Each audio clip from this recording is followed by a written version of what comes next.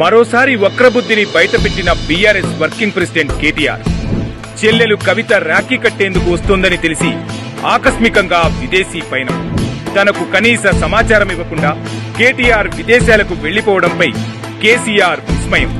కేటీఆర్ కు రాఖీ కట్టేందుకు ఇంటికి వచ్చిన కవితను చూసి భావోద్వేగానికి గురైన కేసీఆర్, నువ్వు వాడికి రాఖీ కడదామని వస్తే వాడు విదేశాలకు పోయాడని కంటతడి పెట్టుకున్న కేసీఆర్, కవితకు మొహం చూపించలేక కేటీఆర్ విదేశాలకు పారిపోయాడంటున్న పార్టీ శ్రేణులు, హెయిర్ ట్రాన్స్ప్లాంట్ కు వెళ్లాడని చెబుతున్న బీఆర్ఎస్ లోని మరో వర్గం తాజాగా సడన్ గా విదేశాలకు పోవడంపై పార్టీ శ్రేణుల్లో వెల్లువెత్తుతున్న ఆగ్రహం.